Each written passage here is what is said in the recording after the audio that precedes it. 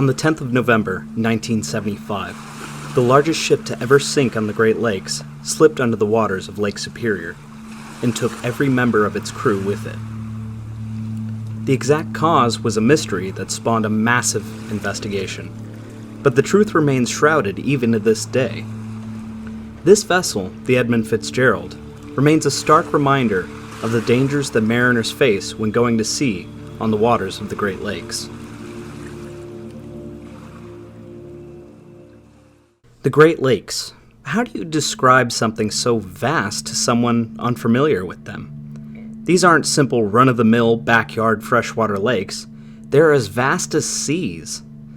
I could tell you they are the largest freshwater system in the world and contains 84% of North America's fresh water. In fact, they contain 20% of the world's fresh water.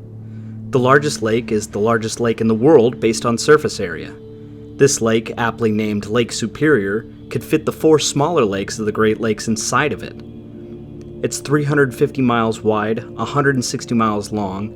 Its average shoreline is 2,726 miles long, and it's an average of 500 feet deep and a max of 1,332 feet deep. But those are just numbers. They don't give you a true scope of the lakes or an idea of how dangerous they are. What about the fact that the lakes are home to an estimated 6,000 shipwrecks and the graves of nearly 30,000 sailors? These massive freshwater seas are more dangerous than most would believe, and yet they are nonetheless extremely useful. Around 125 million tons of cargo are shipped across the Great Lakes every year, 40% of that being produced from America's breadbasket, things like wheat, corn, oats, and soybeans. But another 40% are minerals and important ores, iron, taconite, coal, salt, and stone, fueling the U.S.'s huge industrial machine. In fact, our story centers around a massive powerhouse in that industry. Ordered on February 1st of 1957 by the Northwest Mutual Life Insurance Company, the SS Edmund Fitzgerald was going to be an absolute behemoth of a lake freighter. At the time, she was designed to be exactly 1 foot less than the maximum allowable limit on the Great Lakes, 729 feet. This being because the locks in Sault Ste. Marie, Michigan, often just called the Soo Locks, were 730 feet. Her beam was the maximum allowed limit of 75 feet. At the time of her commissioning, she was the largest ship on the Great Lakes. She would be a whopping 13,632 tons and could carry well over 25,000 tons in her hold. She had a crew of 29 and was driven by massive steam turbine engines that pushed her along at 14 knots. Named after the president and CEO of the Northwestern Mutual Life Insurance Company, Edmund Fitzgerald, the man had a vested interest in Great Lakes shipping. His grandfather and 5 of his brothers were all mariners on the Great Lakes. On top of that, his company had large stakes in the coal and iron ore industries, which would explain why they were willing to fit the bill for the $8.4 million ship, just over $81 million when adjusted for inflation. Laid down on the 7th of August, 1957, she was commissioned the 7th of June, 1958. Now, this was where the superstitious type may take note. Her commissioning did not go off without a hitch. There were a few clear issues. A crowd of an estimated 10,000 people watched from set-up grandstands, from the piers, even some watching from rooftops to see the mighty Fitz launched. But when it came time for Elizabeth Fitzgerald, Edmund Fitzgerald's wife, to break the ceremonial bottle of champagne across the bow, it took 3 tries. But the Leary ceremony had only just started. The ship slid down the slipway and entered the water at a dangerous-looking angle. After self-righting, it sent a wave into the opposite pier and slammed into it. There was a wave of shock and excitement, and a middle-aged man from Toledo even had a heart attack and died. It was foreboding, to say the least. Any older mariner will of course tell you a bad christening is a sign of bad luck. But in spite of her precarious christening ceremony, she continued to be outfitted. The company, in the famous words of John Hammond, spared no expense. Her massive power plant would make her one of the fastest freighters on the lakes at the time. Her pilot house had the most advanced navigational and charting equipment, as well as top-of-the-line radio and communications equipment. The Fitz's interior could honestly be described as lavish. 2 guest staterooms, a guest lounge, a comfortable captain's office and quarters. There was a laundry room and recreational deck, and the crew staterooms were larger than industry standards. There were 2-person rooms with deep pile carpeting, many featuring tile bathrooms and personal showers. All of them were air-conditioned. They were furnished well with a desk, bookcases, chairs, and a closet. The lounges featured leather seats and recliners, drape-covered portholes, and a large panoramic stern-facing window that showed a beautiful view of the lake. They also had a full kitchen with all the amenities to provide meals to the 2 dining rooms on board. The ships would be leased by the Ogilvy Norton Mineral Firm for a 25-year contract. They immediately made it the flagship of its Columbia Transportation Division fleet. The lavish and large behemoth was considered a reward to be attached to. They stacked their crew lists with the most skilled and proven mariners in their fleet. She would make her maiden voyage on the 22nd of September 1958, leaving her berth in the Rouge River near Detroit, Michigan, and sailing to Silver Bay, Minnesota to retrieve a load of taconite iron ore. Her very first trip, the ship set a Great Lakes tonnage record, the first of many records the mighty Fitz would set. To those in service in the Great Lakes Fleet, and to those living in lakeshore communities around the Great Lakes, Fitzgerald became something of a folk icon. The red and white monolithic vessel captured fascination and attention wherever she passed, carrying cargo loads that were thought to be impossible prior to her creation. She remained the largest until 1971, the whole time embodying the industrious spirit of the Great Lakes manufacturing and the United States. Onlookers would line the Soo locks to watch the ship pass through. She was even nicknamed the Singing Ship due to her captain Peter Pulser. Pulser assumed command in 1966 and drove a tough ship, setting a single haul record of over 30,000 tons 4 times. In 1969, the Fitz hauled a yearly haul record of 1,349,404 tons. But Captain Pulser was an eccentric and friendly skipper.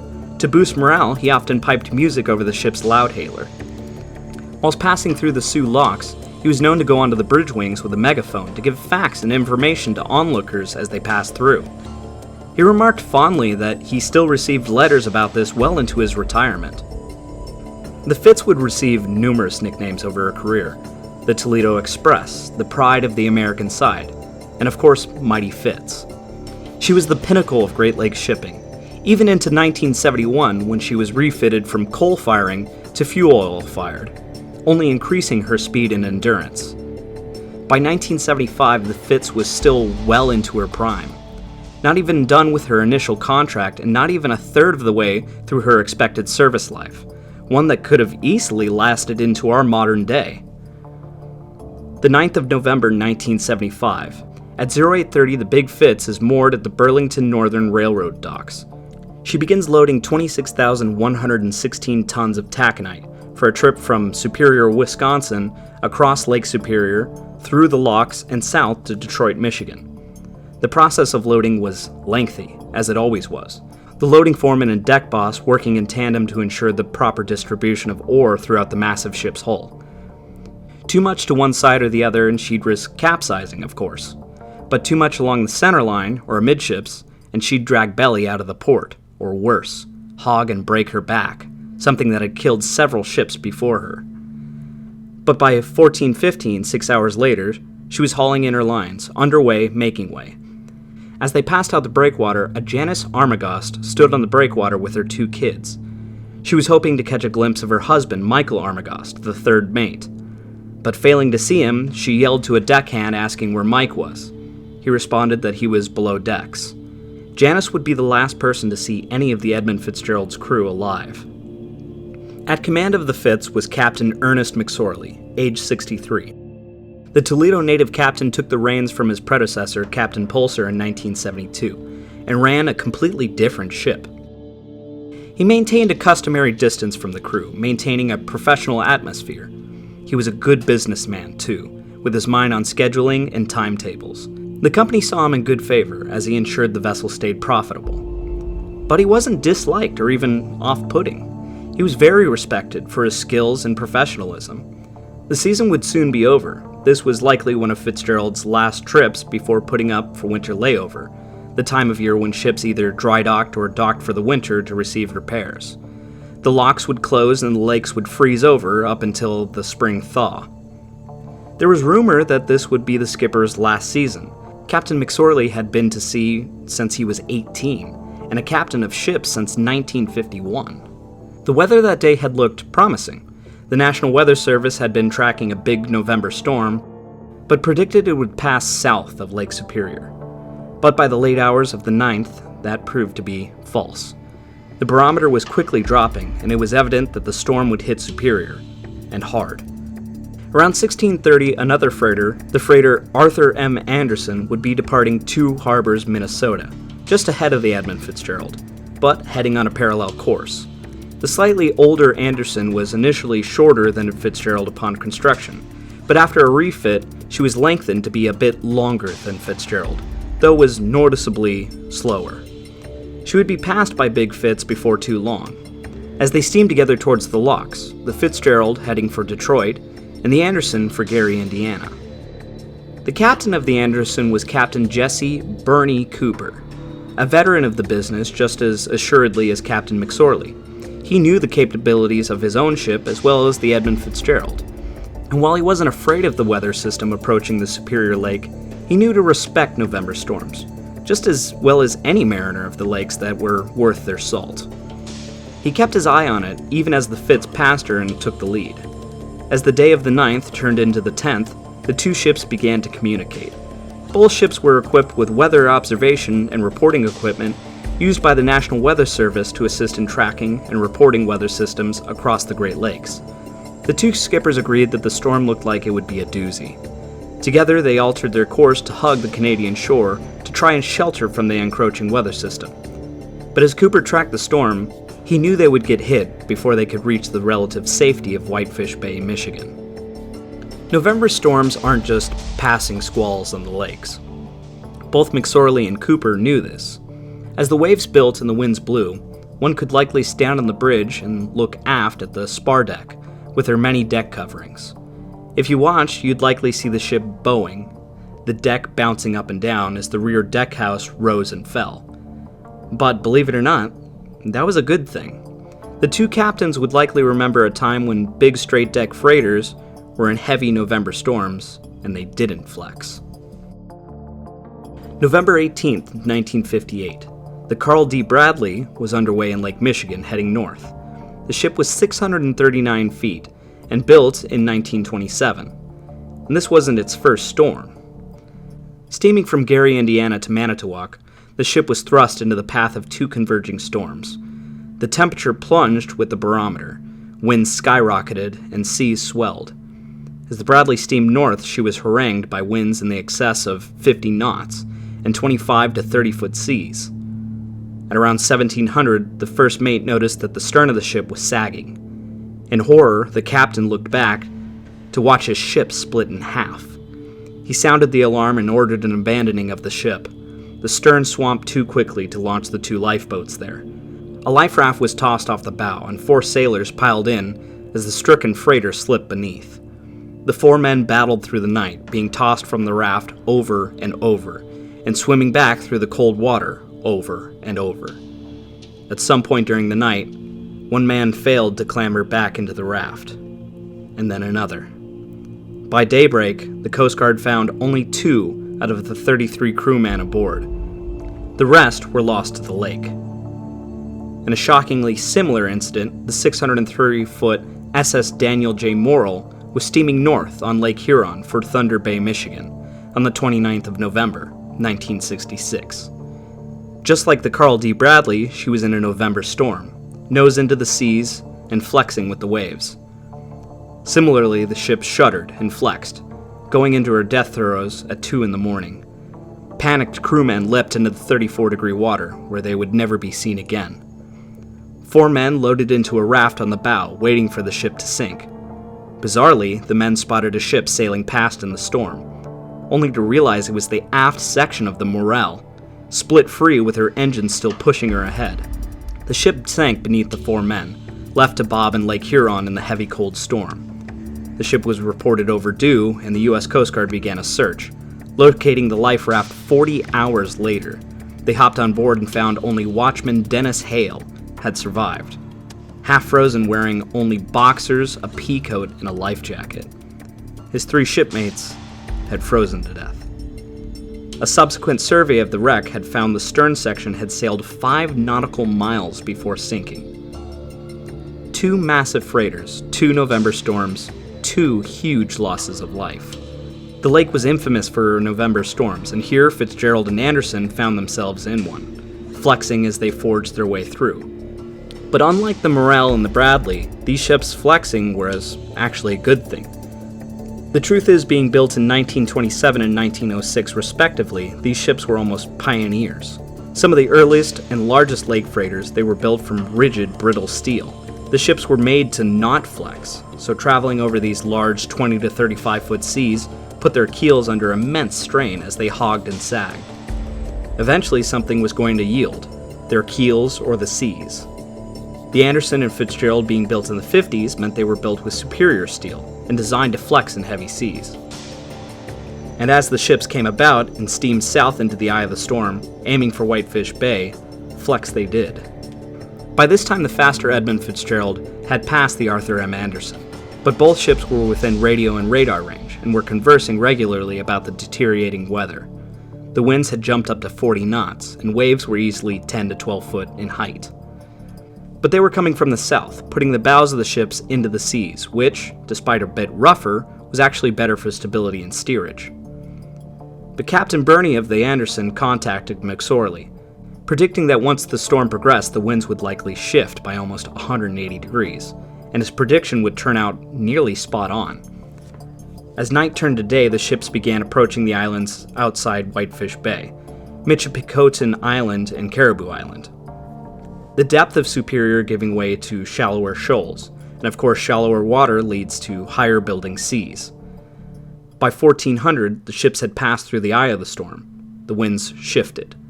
By this time they were coming from the north at 42 knots, giving them a long fetch and plenty of open water to build, creating a substantial stern sea as the ships passed into the shallows around the islands. At this time snow began to fall pretty heavily on the lake. The Arthur M. Anderson crew lost visual sighting of the Edmund Fitzgerald. This would be the last time anyone saw the ship. They could only see her on radar from then on. By 1500, Captain Cooper decided to bring his ship farther to the east, putting her slightly abeam of the winds and seas. A necessary risk as the man saw it, trying to avoid the infamous 6-fathom shoal that ran close to Caribou Island. A fathom, of course, being a measurement of 6 feet. Meaning under average conditions, the 6-fathom shoal was around 36 feet deep, the exact draft of the Arthur M. Anderson. The Fitzgerald draft was a less substantial 26 feet, but one should also consider the nature of the growing seas. Dropping into a 10 to 15 foot trough of a swell would bring the ship's keel dangerously close to the bottom. But inexplicably, based upon radar plot from the Anderson's bridge, Fitzgerald didn't do the same, but in fact turned slightly towards Caribou Island. But unfortunately, because they didn't log the radar plot, this is all based purely on the crew's testimony. But according to Captain Cooper, he vehemently believed that the Fitzgerald passed directly over the 6-fathom shoal. By now, Cooper was on the bridge as well as the first mate and second mate. They watched the radar nervously to see if the ship stopped or slowed. To their dismay, at 1530, the voice of Captain McSorley came over the radio. According to the captain, they had a railing down on the spar deck, had lost a few vent covers, and were taking on water, enough to make the mighty Fitz list. He stated he would check down, or reduce speed, so that the slower Anderson could catch up with her. Captain Cooper asked if he had energized his dewatering pumps, to which McSorley responded yes, both of them. Cooper agreed to catch up to the Fitzgerald, which by now was around 17 nautical miles ahead of the Anderson. Both ships were about 4 to 5 hours from the relative safety of Whitefish Bay. But the issues would only be compounded. Fitzgerald once again called the Arthur M. Anderson less than an hour later.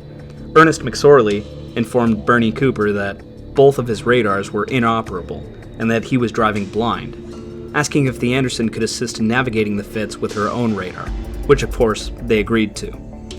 By 1630 it was growing dark. That, coupled with the driving snow, meant visibility may as well have been none. The winds were logged at 58 knots from the north, driving the stern seas to a terrifying 12 to 18 feet. Shortly after their conversation, Captain McSorley called the Coast Guard station at Grand Marais, Michigan. He had been attempting to use his radio direction finding equipment to get a fix off the beacon on Whitefish Point, but couldn't receive the signal. Without his radar, this would be one of his only ways of navigating. But the Coast Guard reported that the beacon was offline, and they were trying to get it back up and running.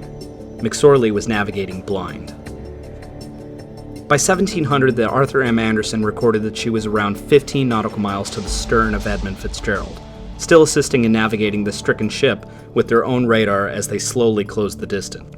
By now the seas were growing, waves flowing over the spar decks of both ships. By 1800, Captain Cooper laid below as the first mate maintained the watch, reporting that the seas were as high as 25 feet. By 1900, Fitzgerald was only around an hour from the safety of Whitefish Bay.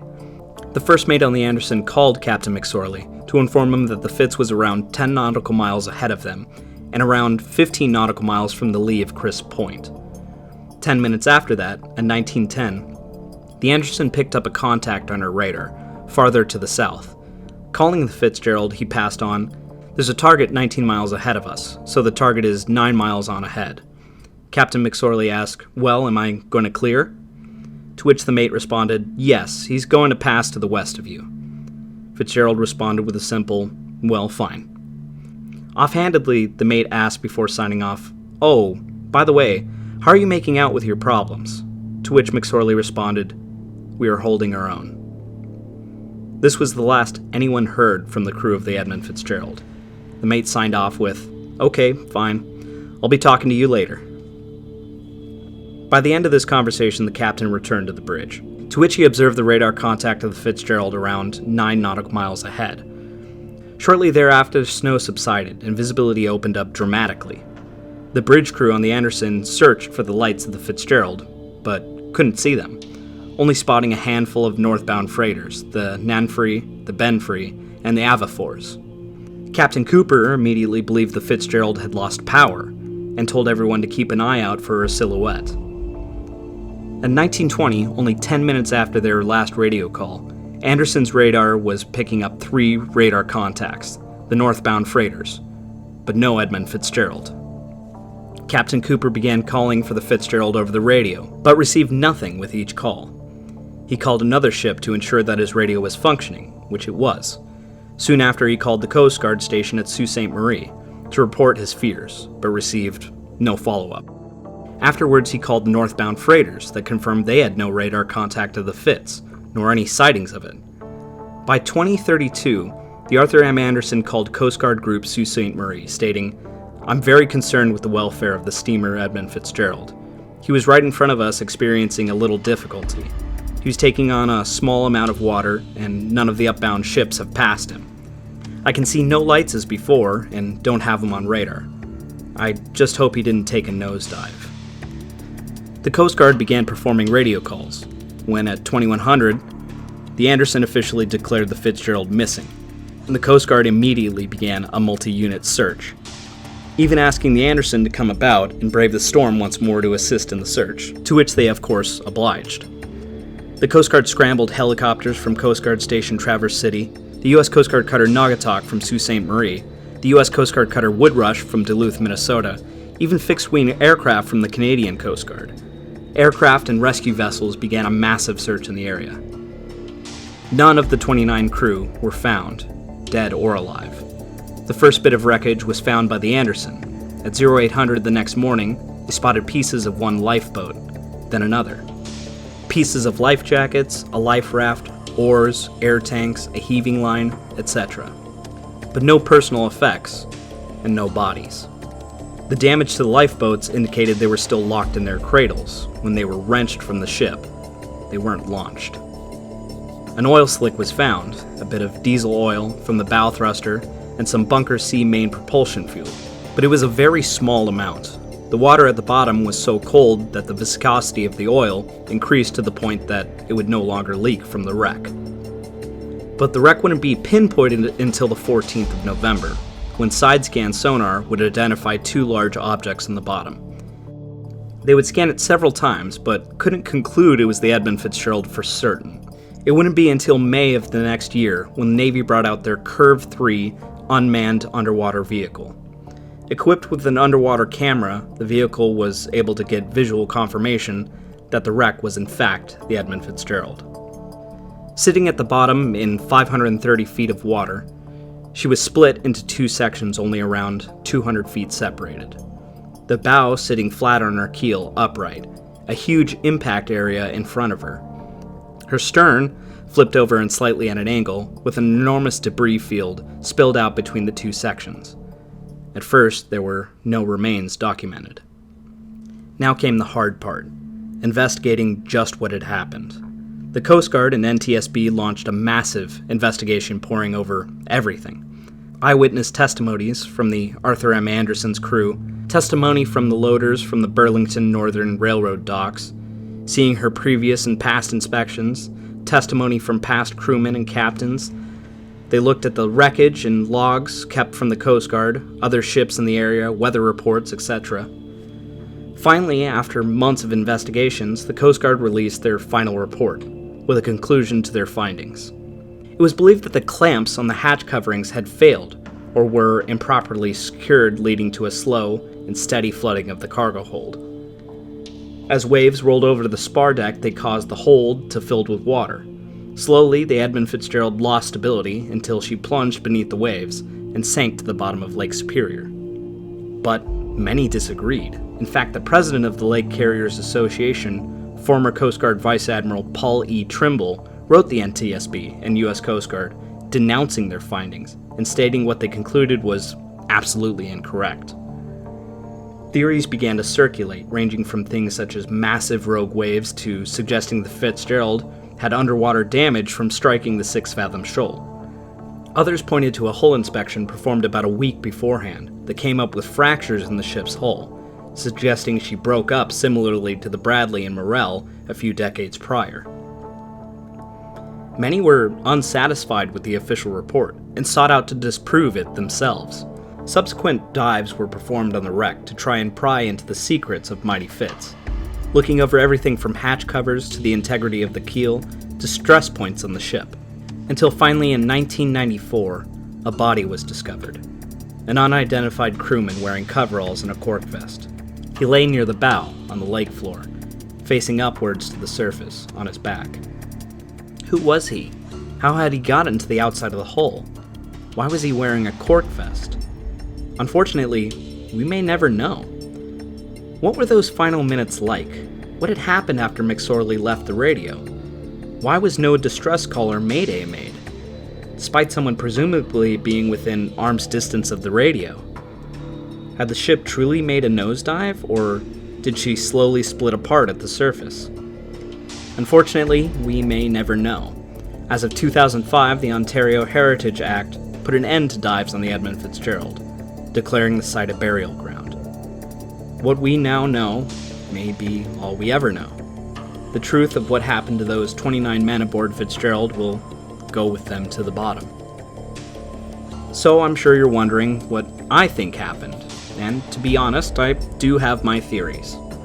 But I'm practically a layman in this field. I was not an investigator in the Coast Guard. I was a navigator and coxswain.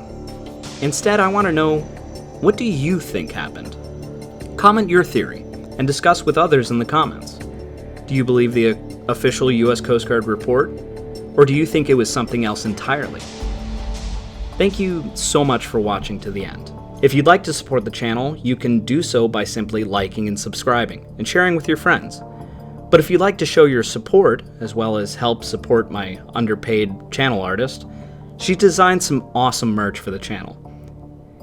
You can get some cool shirts, masks, or if you're a true sailor, a coffee mug. Just use the link in the description.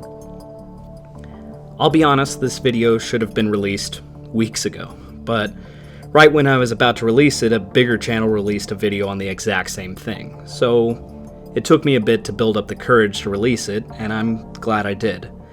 If you'd like to learn even more about the Edmund Fitzgerald, I definitely recommend picking up Mighty Fitz by Michael Schumacher. It's an absolute wealth of information and really helped me with researching this video. But all the same, fair winds and following seas, shipmates.